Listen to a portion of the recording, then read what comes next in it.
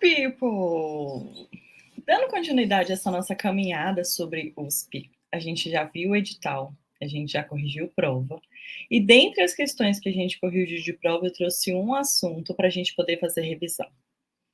Teve várias coisas importantes, né, questionadas lá no nosso encontro, vários pontos que foram relevantes, mas tem um deles que eu acho que é o mais importante, que a gente ia ter que revisar de alguma forma, que é parada cardiorrespiratória. Então, aqui, né, caminhando aqui no nosso projeto R1, segue meu Instagram, Bárbara Nurse, segue a nossa página, projeto.residência.r1, porque lá todos os dias eu tenho dicas, eu tenho novidades, eu tenho postagens, e aqui no nosso canal, praticamente todos os dias a gente também tem coisa, incluindo às quintas-feiras, 19 horas ao vivo. Então, olha só, na prova da USP caiu uma questão falando o seguinte: um homem de aproximadamente 45 anos estava caminhando sozinho e desmaiou enquanto passeava no shopping. O episódio foi presenciado por um segurança que possui treinamento em suporte básico de vida, que constatou ausência de pulso. Nessas condições, a American Heart Association, diretrizes de 2020, preconiza a seguinte cadeia de sobrevivência. Deixa eu mostrar aqui para vocês o seguinte. Opa, pronto. Primeiro, coisas importantes aqui, né? Diretrizes de 2020. O segurança já tinha treinamento em suporte básico de vida. Essa informação é extremamente importante.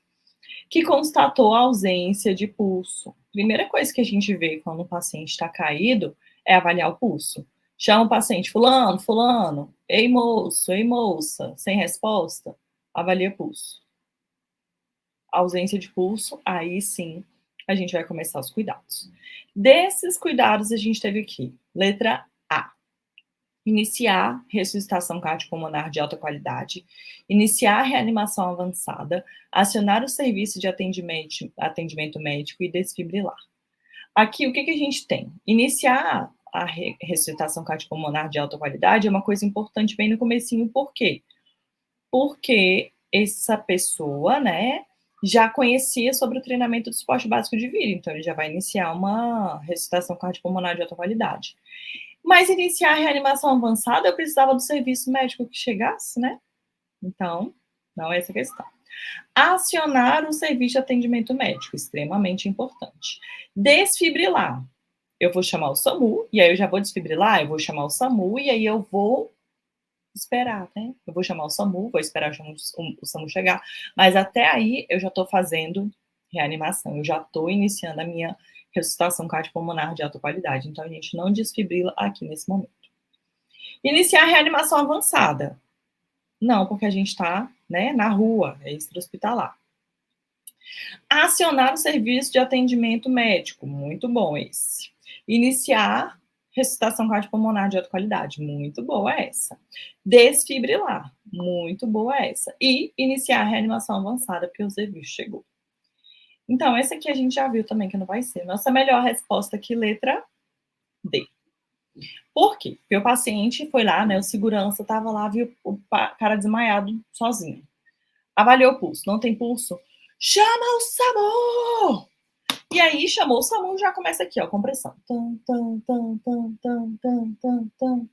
Traz o DEA. Todos os locais, né, com grande circulação de pessoas, precisa do DEA.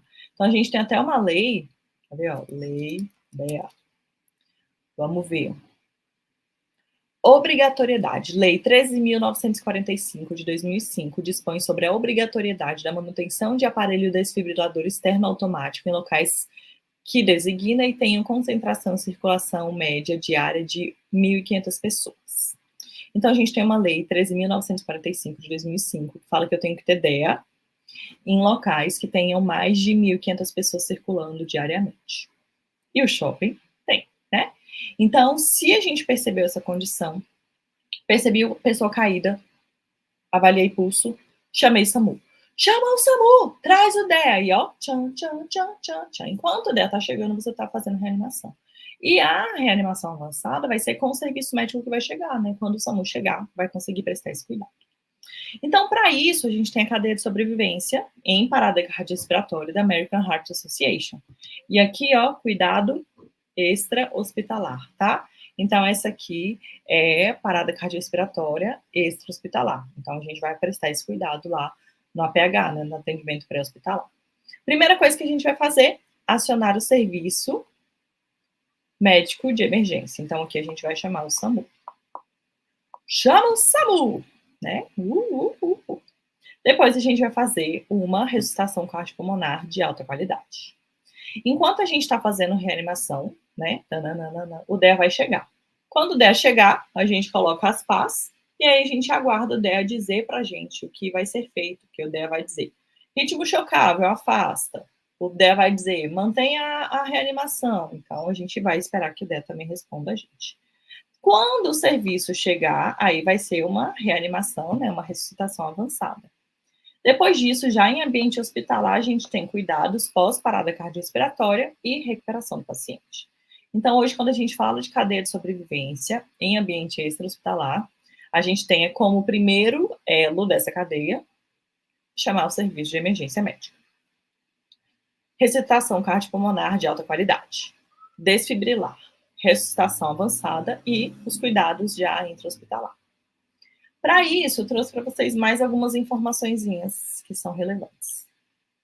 Dentre elas, quando a gente fala sobre esse algoritmo de ressuscitação cardiopulmonar em adultos, uma coisa que a gente tem que saber e cai na prova sobre ritmos chocáveis ou não chocáveis. Então, o que a gente tem que lembrar? Que toda vez que a gente falar de ritmos chocáveis, eu estou falando de FV e TVSP. Lembra assim, ó, chocável, FV, TVSP, FV, TVSP, FV, TVSP. Fibrilação ventricular e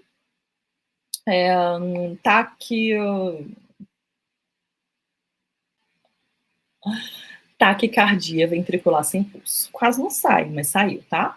Então, FV, TVSP, ritmos chocáveis, fibrilação ventricular e taquicardia ventricular sem pulso.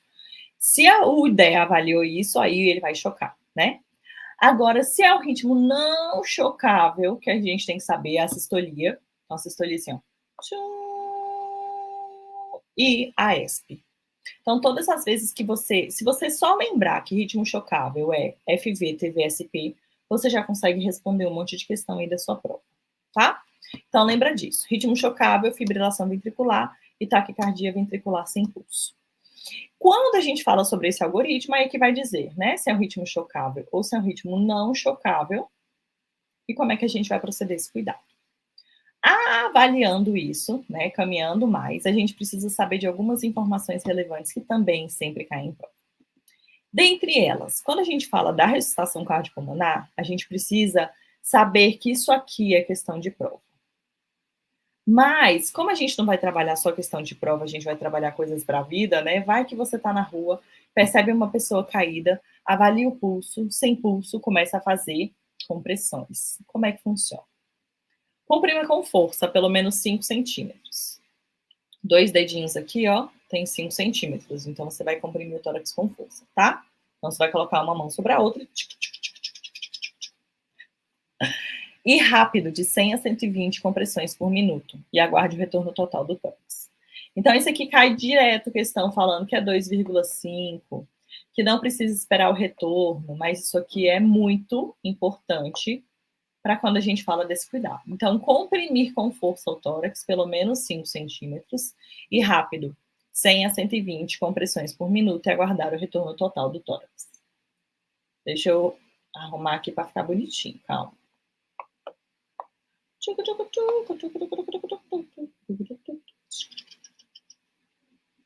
Pronto, agora foi. Então, todas as vezes que a gente falar sobre essa condição, comprimir com força pelo menos 5 centímetros e rápido de 100 a 120 compressões por minuto e aguardar o retorno total do tórax. Questão de prova, com certeza, isso aqui. Minimize as interrupções das compressões, evite ventilação excessiva. Quando a gente fala de ventilação, a gente vai fazer um controle de compressão de 30 para 2, tá? De ventilação e compressão. Então, cada 30 compressões, 2 ventilações. Alterne os responsáveis pelas compressões a cada 2 minutos ou se houver cansaço. E sem via aérea avançada, a relação compressão-ventilação é de 30 para 2. Então, era isso que a gente estava falando da ventilação. Quando a gente fala de tratamento medicamentoso, que também cai muito em prova, a gente vai fazer isso aqui, ó. Endovenoso, ou então a gente vai colocar direto no tubo, né, dependendo. Epinefrina, 1 miligrama a cada 3 a 5 minutos. Ou amiodarona ou lidocaína, aqui em outras doses, tá? Então, epinefrina, amiodarona ou lidocaína são medicações, são tratamentos medicamentosos que a gente vai usar nas paradas cardiorrespiratórias, até para a gente poder reverter essa parada. Agora a gente vem para cá. Na via aérea avançada, né, que quem vai fazer isso vai ser o médico que for chegar lá no local que a gente está prestando cuidado, ou já intra-hospitalar, intubação endotraqueal ou via aérea extraglótica avançada, que a gente pode colocar, né, o dispositivo de via aérea extraglótica. E também isso aqui vai ser importante, quando houver via aérea avançada, administre uma ventilação a cada 6 segundos, porque o paciente já vai estar com ambu, né, então a gente vai estar ambuzando. Fez compressão, ventila, né? Então, a cada ventilação, a cada 6 segundos. 1, 2, 3, 4, 5, 6. 1, 2, 3, 4, 5, 6. E a compressão não para. Então, a gente vai comprimindo aqui, ó, de 100 a 120 compressões por minuto e ventilação. 1, 3, 4, 5, 6. 1, 2, 3, 4, 5, 6. Se via aérea avançada, tá? Esse paciente aqui já vai estar entubado. Com intubação orotraqueal. Então, tubo orotraqueal. Nessa questão. Causas reversíveis de parada cardiorrespiratória. Isso também é importante, porque normalmente cai na prova quais são os 5Hs e os 5Ts. Hipovolemia, hipóxia, ácido, né? Então, hidrogênio aqui, então vai estar ácido demais. Hipo ou hipercalemia e hipotermia. Então, o paciente baixou demais a temperatura, também pode ter uma parada cardiorrespiratória. E os 5Ts, tensão do tórax por pneumotórax, tamponamento cardíaco, toxinas, trombose coronária ou trombose pulmonar. Então, 5Hs e 5Ts também é uma coisa que, ó, despenca em prova ultimamente, quando a gente fala dessa questão. E, além disso, eu trouxe mais um mapinha mental, né? Lembrar dessas informações relevantes que a gente está falando aqui dos cuidados. Primeiro, a gente tem uma cadeia de sobrevivência, né? Então, cadeia de sobrevivência.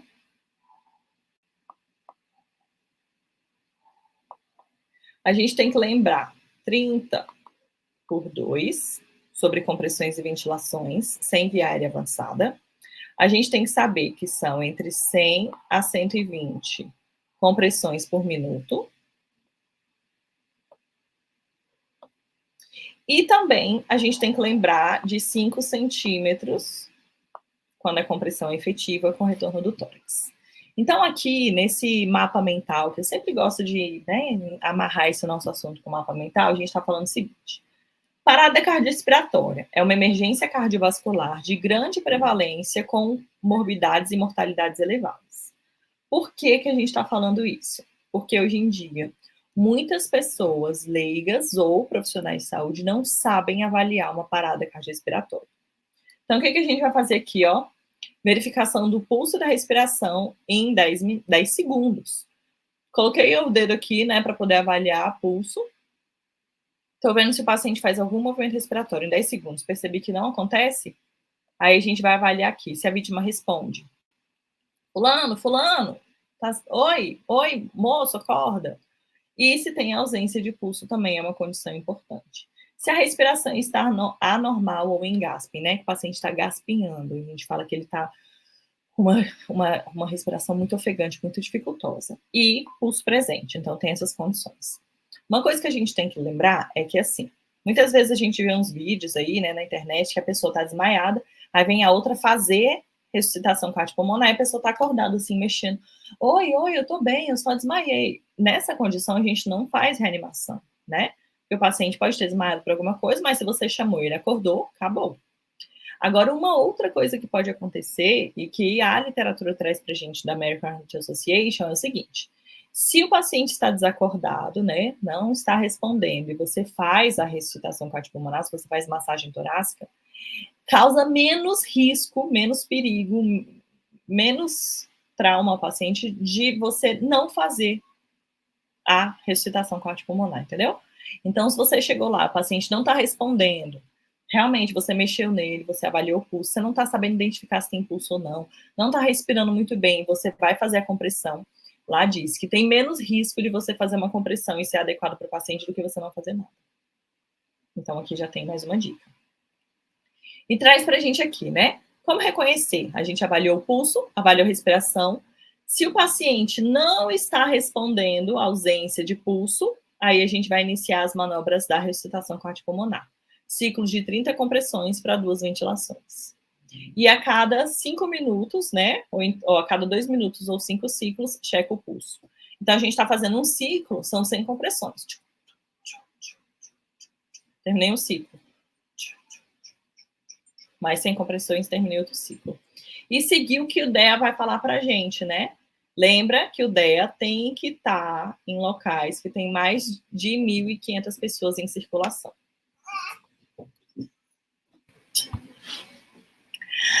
E aí, a gente também não pode deixar de falar de um assunto importante aqui, hein? Você não pode esquecer que... Deixa eu mudar essa luz aqui, que eu não sei se ela ficou muito boa para o meu rostinho.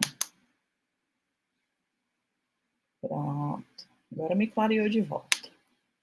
Lembrar que quando a gente está falando sobre essas condições de ressuscitação e reanimação, tem uma coisinha que a gente também tem que recordar, que é ritmo chocável, FV e TVSP, ritmo chocável. Igual o choquezinho lá do Harry Potter. Pronto. Ritmos chocáveis, FV, TVSP. Então, dessas condições, a gente lembra, né, faz essa associação, porque o DEA vai trazer essas informações também, tá? Se for ritmo chocável ou não, quem vai dizer isso pra gente é o DEA. E aqui falando que esse paciente está com uma respiração anormal ou em gasping, né, gaspinhando, com pulso presente, aí a gente vai fazer alguma outra intervenção, porque esse paciente ele pode estar sufocado com alguma coisa, pode estar com rebaixamento do nível de consciência, com uma hipoglicemia, alguma coisa desse tipo, mas que não se caracteriza como uma parada cardiorrespiratória. Trouxe essa revisãozinha para vocês, né? Lembrar dessa cadeia de sobrevivência. Achei importante a gente falar dessa condição da diretriz da American Heart Association de 2022, de 2020, né? Desculpa. Teve atualização de 2023, mas com pequenas coisas, pequenas atualizações que não falam, né, diretamente sobre 30 para 2, né, 30 compressões para 2 ventilações, 100 a 120 compressões por minuto, com 5 centímetros de profundidade e aguardar o retorno completo do tórax. Então, a gente vai fazer a massagem cardíaca com esse paciente, lembrar que a primeira coisa, né, o primeiro elo dessa cadeia de sobrevivência vai ser chamar o SAMU, chamar o serviço médico de urgência. Depois disso, a gente já inicia a compressão com qualidade, né? Depois disso, a gente vai trazer o DEA e quando o serviço chegar, a gente vai começar a fazer essa ressuscitação cardiopulmonar adequada, né, para aquele serviço médico que chegou para prestar esse cuidado. Então, aqui mais uma dicasinha, né, desse nosso encontro. Trouxe baseado na prova da USP de residência de 2023 para acesso em 2024, e eu espero que tenha ajudado você em mais essa questão, né, mais esse assunto aí de prova para a gente revisar de conteúdo. People, é isso. Espero que tenha sido bom para vocês, como tem sido para mim, tá bom? Estaremos juntos aí todos os dias no Instagram e oficialmente, né, ao vivo, toda quinta-feira, 19 horas, aqui no nosso canal do YouTube. Então, vejo vocês. Até a próxima e tchau!